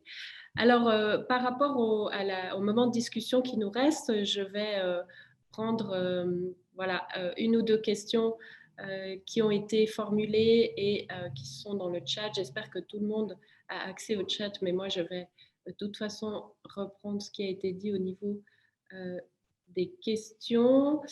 Donc, il y a eu tout d'abord une question par rapport à la langue anglaise, au moment où tu montres qu'au fond, ce qui influence là, plutôt, ce sont les stéréotypes liés aux professions, par exemple. Et il y avait Muriel Inalbon de la bibliothèque de Sierre qui demandait si, du coup, ces sociétés-là anglophones étaient moins sexistes avec ces possibilités. Oui, bien sûr, c'est une question importante. Donc, ce qui est important de redire, c'est que la représentation peut être basée plus masculine sur le genre grammatical, et quand il n'y a pas de genre grammatical, c'est les stéréotypes, et encore une fois, les stéréotypes qui sont également porteurs de cet androcentrisme, puisque les stéréotypes privilégient surtout les hommes. Maintenant, ce qui est important, c'est qu'il existe deux études qui sont assez intéressantes, qui répondent directement à la question. Une première étude de 2012 de Jennifer Pruitt-Hewitt, qui, elle, ce qu'elle fait, c'est qu'en fait, elle fait une corrélation, elle fait un lien entre la structure grammaticale de genre d'une langue, d'accord? Donc, à quel point une langue a cette structure grammaticale et un masculin comme valeur par défaut, et elle prend le Gender Gap Index de cette population. Donc, c'est-à-dire, elle prend un niveau d'égalité, alors qu'on peut discuter, hein, évidemment, mais elle prend un niveau d'égalité par rapport à 5 critères, peut-être vous le connaissez, ce Gender Gap Index, et puis elle montre qu'il y a une corrélation, qu'il y a un lien entre ces deux, en enlevant toutes les autres parties qui pourraient avoir un lien, qui pourraient avoir une force sur ces éléments. Alors, on peut critiquer sa manière de catégoriser le genre grammatical et on peut aussi critiquer sa manière d'avoir utilisé cet indice-là. Mais voilà, elle a essayé de montrer qu'il y avait effectivement un lien entre la structure grammaticale et l'égalité entre femmes et hommes. L'autre étude qui vient de paraître récemment, et je ne sais plus dans quel périodique, mais un périodique assez important, c'est une équipe de linguistes qui ont analysé des textes, en fait, qui analysent des textes et qui regardent à quel point, dans une langue qui a un genre grammatical et qui utilise le masculin, à quel point les adjectifs qui sont utilisés associés aux femmes ont des connotations plus négatives. En fait, c'est ce que l'équipe montre. C'est que plus la structure grammaticale d'une langue est importante et plus le masculin a ce rôle comme valeur par défaut, plus les adjectifs utilisés, donc là on est dans le sens, hein, les adjectifs utilisés ont des connotations négatives par rapport aux femmes. Et ça, c'est aussi ce lien-là. Mais il ne faut pas oublier, hein, ça c'est important aussi de dire, hein, ce n'est pas parce que vous n'avez pas de genre grammatical et puis ce masculin comme valeur par défaut, que vous avez nécessairement, évidemment, une société égalitaire, puisque une société égalitaire, déjà, ça n'existe pas. Donc ça, c'est important. Ça n'existe pas, et moi, je ne vais pas le vivre. Je ne vais jamais vivre ça, malheureusement. Ça, c'est sûr, à la vitesse où ça va. Mais ce qui est important de dire, c'est que le langage, il contribue. Donc, on peut aussi travailler sur le langage, mais il faut aussi travailler sur les autres choses, hein. Quand on va, nous, dans les écoles, pour faire des ateliers avec des enfants, ben, on travaille sur le langage, mais on travaille aussi beaucoup sur les stéréotypes. Donc, les deux vont contribuer finalement à cette société androcentrée et inégalitaire. Donc, il faut travailler en fait sur tous ces éléments-là en parallèle. Et pour terminer je termine juste par une anecdote quand même qui est très, très intéressante. Le Figaro a publié le point de vue d'un linguiste en France qui s'appelle Slamovitch, et lui il disait très crûment, l'écriture inclusive ne va pas empêcher un connard de battre sa femme, d'accord? Et il le disait pour dire arrêtez l'écriture inclusive. Mais ce qui est intéressant, c'est quand il dit ça, moi j'ai envie de dire, en fait, l'égalité salariale non plus, hein. L'égalité salariale va non plus pas empêcher un connard de battre sa femme. Donc, est-ce que c'est pour ça que je vais arrêter de travailler sur l'égalité salariale? Non, évidemment non. Donc voilà, c'est ça qui est important, hein, c'est qu'il faut travailler tout en parallèle. Alors, le fait de travailler en parallèle, je pense que c'est très important pour nous aussi du côté des bibliothèques parce que pour nous, c'est clair que ça participe d'une démarche générale, hein, quand on réfléchit autour de ces collections et de la diversité qu'on aimerait voir représentée dans nos collections, qu'on choisit des albums qui justement interrogent et remettent en question les stéréotypes et puis qu'ensuite on travaille sur une signalisation qu'on voudrait par exemple inclusive, eh bien c'est un continuum au fond de démarches qui sont mises en œuvre. Donc, je pense que ça nous conforte aussi dans ces choix-là. Par rapport aux questions, il y avait plusieurs remarques, questions autour justement des différentes formes de en fait, on n'a même pas envie de le dire. C'est ça. On dirait des ciseaux. Ouais, voilà. Par rapport à ça, bon, il y a différentes choses que tu nous as montrées, qu'on connaît, qu'on expérimente, parce que ce que je trouve passionnant, au fond, dans ces discussions autour de l'écriture inclusive, c'est que toutes et tous, on est en train d'expérimenter différentes choses et qu'il y a quelque chose de très créatif, au fond, autour de ce langage qui est vivant. Donc, il y avait des questions par rapport au choix entre professeurs, professeuses. Bon, tu as bien montré aussi tout l'aspect historique qui, je pense, est extrêmement important, hein. On a la mémoire courte, donc il y a beaucoup de choses qu'on ne sait pas. Donc, des règles précises, est-ce qu'on ne pourrait pas dire professeur? Il semble y avoir des règles précises derrière, mais elles sont incompréhensibles parce qu'elles semblent basées sur aucune logique, nous dit Michel Gorin. Bon, il me semble que tu as répondu par la suite à cette question, hein, justement en rappelant que professeuse avait été utilisée pendant très longtemps, par exemple. La même chose pour auteur, autrice, hein. Et puis, donc là, il y a peut-être une remarque que tu aimerais faire par rapport à ce questionnement qui revient souvent. Et puis aussi des formes comme lectrice, auditorice. Il y a aussi il y a Muriel Inalbon, mais aussi Daniela Vassali qui nous dit que pensez-vous des termes justement comme autorice, auditorice? Oui, bon, déjà, la question, c'est intéressant parce qu'il y a des règles de forme de termes. Et là, les linguistes computationnels, par exemple, je travaille avec Richard Huige à l'Université de Fribourg, connaissent bien ces règles. Il y a des règles qui sont implicites parfois, qui sont apparues dans l'usage et qui font que, par exemple, il y a une forme qui va simplement dominer par rapport à une autre. Donc là, c'est vraiment l'usage qui va déterminer. Il y a des règles, évidemment, qui sont, où on peut découler, par exemple, un terme en heure et devient euse. Après, il y a toujours un problème par rapport aux euse, parce que les termes en euse, historiquement, ont été dénigrés, en fait. Parce il y a eu aussi tout cet aspect, j'ai vu aussi dans la discussion, évidemment, de femme de aussi, où le féminin, c'était la femme de. Alors, en italien, c'est la même chose. Il y a beaucoup de discussions, par exemple, par rapport à avvocato, par exemple, c'est l'avocat, et avvocatessa, c'est l'avocate, mais c'était la femme de l'avocat. Donc, du coup, maintenant, les personnes proposent avocata, par exemple. Mais du coup, c'est un nouveau terme. Et là, c'est intéressant parce que pour moi, ce qui est intéressant, c'est que si dans l'usage, les gens vont préférer ce terme-là, c'est ce terme qui va finalement devenir le terme dominant. J'ai envie de dire, on le voit bien avec autrice.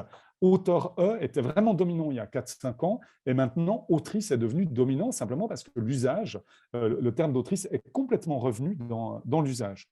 Donc, la même chose pour professeuse, la même chose pour ces autres termes.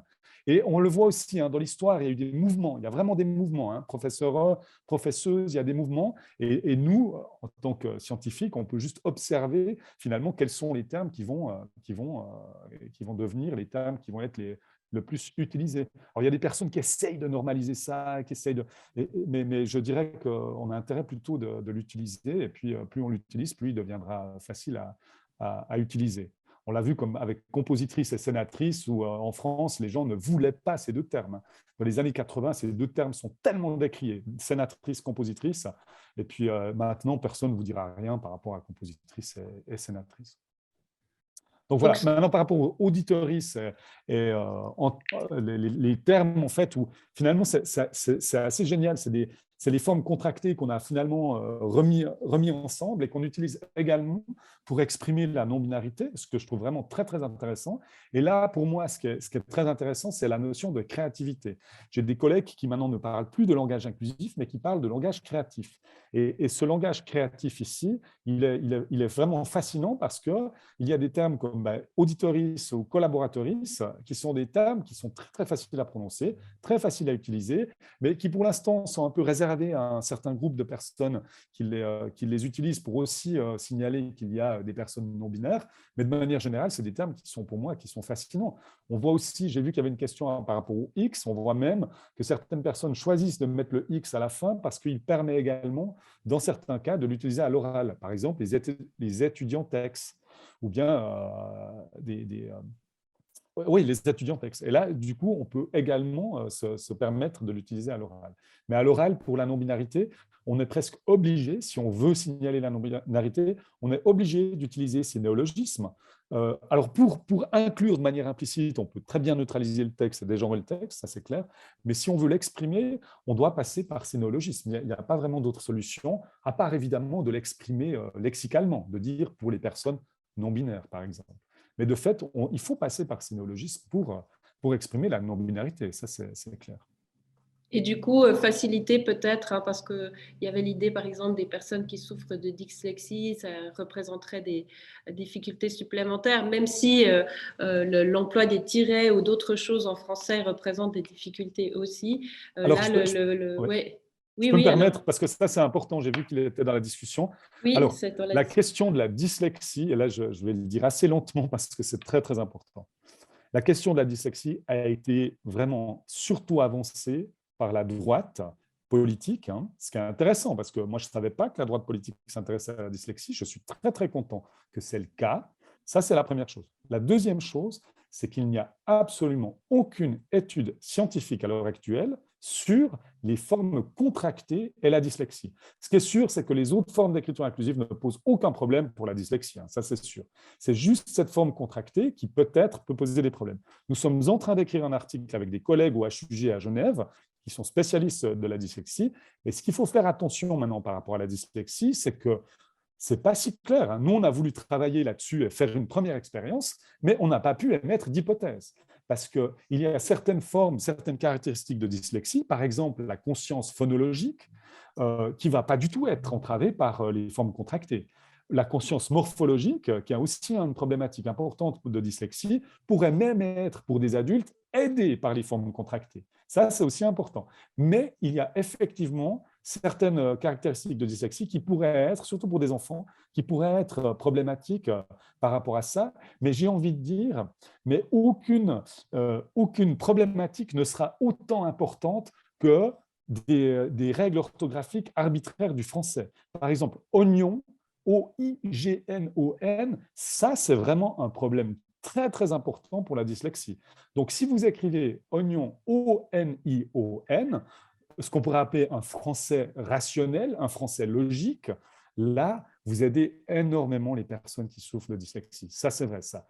Et ce qui m'étonne dans cette discussion sur la dyslexie, c'est que les politiques qui n'arrêtent pas de dire qu'il faut arrêter l'écriture inclusive, en fait, ces politiques pensent surtout aux formes contractées, ça c'est déjà important, par rapport à la dyslexie, sont les mêmes qui refusent toute réforme orthographique qui pourtant aiderait énormément, même qu'elles sont minimes pour l'instant, mais qui aiderait énormément les personnes dyslexiques. Donc, vous voyez, il faut faire attention à ce débat-là. Moi, je pense que j'aimerais bien qu'on arrive à oignon, O-N-I-O-N, ou orthographe, par exemple, O-R-T-O-R-G-R-A-F-E, orthographe, comme ça, serait beaucoup plus logique et aussi correspondrait beaucoup plus à la manière que Molière l'écrivait. Molière écrivait orthographe comme ceci. C'est important de le bien comprendre.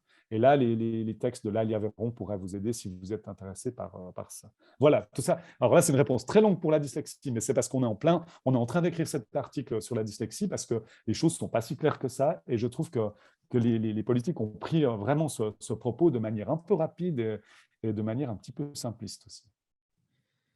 Merci, il nous reste peu de temps, mais on essaye quand même de prendre la question de Cassandre Poirier-Simon de Genève. Quels peuvent être les impacts du choix entre la neutralisation ou la représentation de diversité de genre, par exemple le corps enseignant ou les enseignantes EXS, enseignants Ouais, PEX? ouais. Ça, c'est vraiment une très, très bonne question, mais surtout, enfin, si je me permets juste de reformuler un peu la question, c'est de dire, ben, qu'est-ce qu'on veut faire maintenant, en fait? Qu'est-ce qu'on veut faire? Est-ce qu'on veut maintenant dégenrer la langue? Est-ce qu'on veut maintenant reféminiser la langue? Ou est-ce qu'on veut exprimer la non-binarité également? En fait, ce qu'il faut bien voir, c'est qu'il ce n'est pas un ou l'autre. Ce qui est important, c'est que chaque méthode, chaque outil que vous allez utiliser va servir une fonction différente.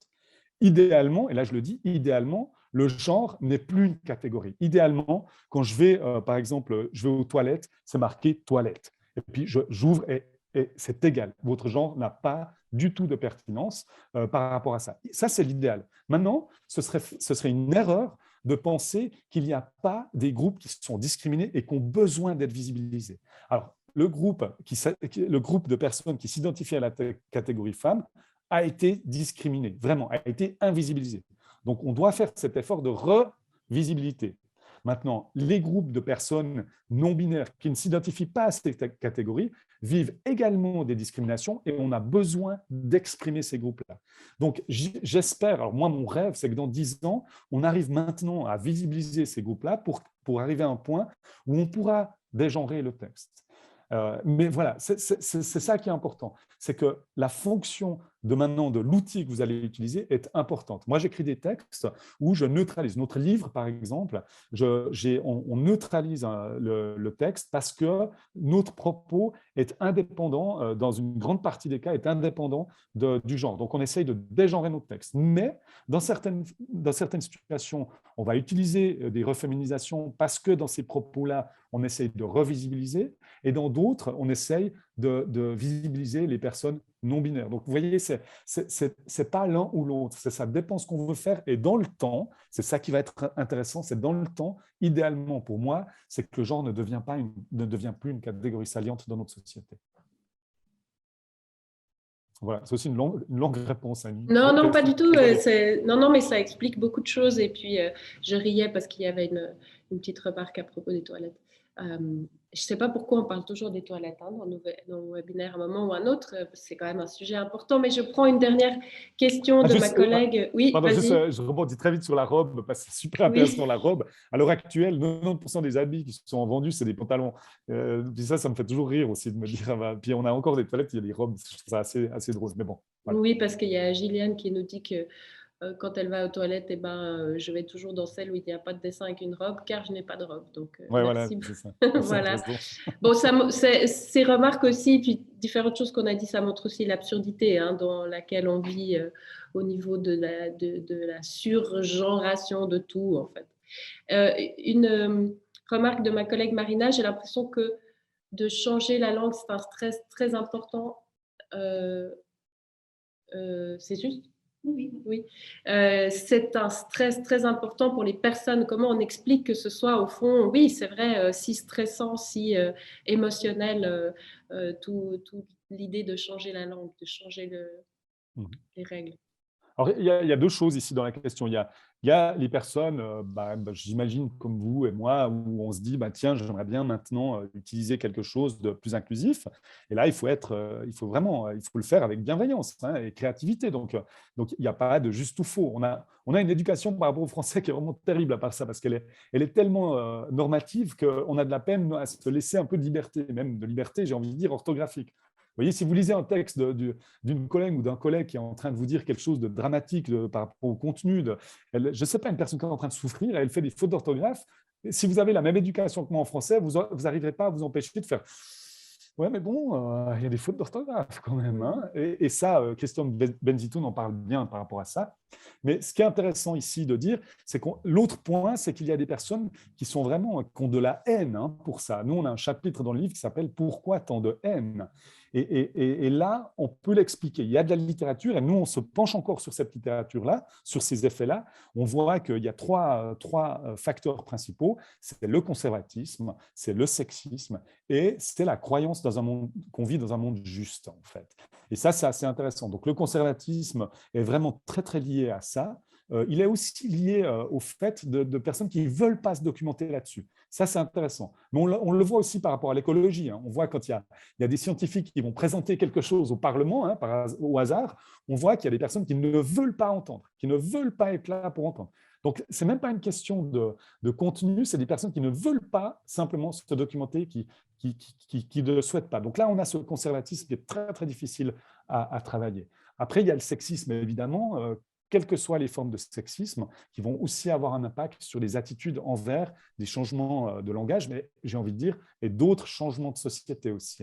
Ce n'est pas propre au langage. Nous, on montre que c'est un réseau. C'est un réseau. Donc, les personnes qui sont contre l'écriture inclusive sont aussi contre d'autres formes de mesures qui viseraient à l'égalité. Et le troisième, c'est cette croyance dans un monde juste qui fait qu'il y a aussi beaucoup de femmes qui sont contre l'écriture inclusive aussi parce que vraiment des personnes qui disent mais non, mais le monde est comme ça et ça a toujours été comme ça et il y a des raisons pour lesquelles le monde est comme ça et puis on ne va pas changer ça, ça a très bien fonctionné. Alors moi, j'aime bien ça fonctionne très bien parce qu'en fait, on ne le sait pas. On n'a aucune comparaison. En fait, peut-être, et je le pense, c'est probablement la pire manière. On vit peut-être dans la pire société qu'on pouvait avoir. Peut-être, parce qu'on n'a pas de comparaison. On peut pas. Donc, mais ça, c'est intéressant de voir ça, de voir qu'il y a des gens qui simplement ne veulent pas changer en se disant c'est normal, voilà, c'est normal, c'est comme ça. Il y a des choses qui. Il y a des sociétés, c'est comme ça que ça fonctionne, ça a toujours fonctionné comme ça, et c'est pas maintenant qu'on va changer. Voilà, pour ces réticences sont aussi liées à ça. Merci beaucoup, Pascal. Je vois que le temps file. Donc, je propose qu'on s'arrête là au niveau de la discussion. J'espère que tout le monde a pu aussi regarder ce qu'il y avait dans le chat. Je vous rappelle que de toute façon, il y aura l'enregistrement qui sera disponible de cette conférence, que nous, on est à disposition pour toutes les questions du côté du labo. Et je dis juste quelques mots sur la suite de notre programme de cette année qui va continuer à résonner avec ce qui a été dit aujourd'hui. On vous propose la journée de la médiation culturelle le vendredi 3 juin. Les inscriptions sont encore ouvertes parce que ce sera un moyen d'approfondir ces questions, de se rencontrer, de découvrir aussi des projets issus d'autres structures culturelles et des milieux associatifs. Et ça, on va le faire pour de vrai puisque c'est une journée qui se passe ici à Bibliomédia Lausanne. Et puis, on a en ligne notre boîte à outils. Donc, je vous invite à aller consulter cette boîte parce qu'on ajoute au fur et à mesure des fiches pratiques à destination des bibliothèques qui souhaitent réfléchir avec nous autour de ces questions. La prochaine fiche, j'espère que je ne me trompe pas, elle sera justement sur les inscriptions, les formulaires, les courriers inclusifs, dans toutes vraiment des questions qui ont été abordées aujourd'hui. On a eu plusieurs... on a eu plusieurs bibliothèques qui nous ont demandé mais comment on fait avec nos formulaires, est-ce qu'on met monsieur, madame, autre? Et puis bon, nous, on n'est pas des spécialistes non plus, mais avec Marina, on essaye de répondre en disant mais pourquoi est-ce que vous avez besoin de savoir si c'est monsieur ou madame? À quoi ça vous sert au fond quand les personnes s'inscrivent dans votre bibliothèque? Je sais qu'une des raisons, c'est pour ensuite adresser des courriers avec monsieur, madame, comme si au fond c'était la forme de politesse, la seule qui pouvait être vraiment polie. Bon, nous, on conseille de dire bonjour ou autre chose. Je sais que tu avais aussi travaillé là-dessus. Donc, des outils aussi très concrets qu'on espère pouvoir vous proposer. Et puis, je vous invite aussi à vous abonner à notre newsletter ou à notre chaîne YouTube, à nous suivre aussi sur les réseaux sociaux. Mais si vous n'aimez pas les réseaux, justement, dans notre newsletter, on essaye de toujours vous donner des messages. Je vois qu'il y a voilà, le lien de la journée de la médiation culturelle directement sur notre site dans le chat et la boîte à outils également. Et encore une fois, on est là aussi pour vous répondre aux besoins. Voilà, j'espère que j'ai rien oublié. Je te remercie beaucoup, Pascal, pour cette conférence passionnante qui, j'espère, est le début de quelque chose dans les bibliothèques, en tout cas pour certaines personnes. Et puis pour d'autres, eh bien, c'est vraiment des outils supplémentaires de tout ce que l'on souhaite mettre en place, pour tout ce qu'on souhaite mettre en place. Je vous souhaite un bon vendredi, un bon week-end en fait, on est vendredi. Et je te remercie encore Pascal. Merci pour l'invitation, en tout cas. Oui, et je vous dis à tout bientôt. Merci beaucoup. Au revoir. Au revoir, merci Pascal.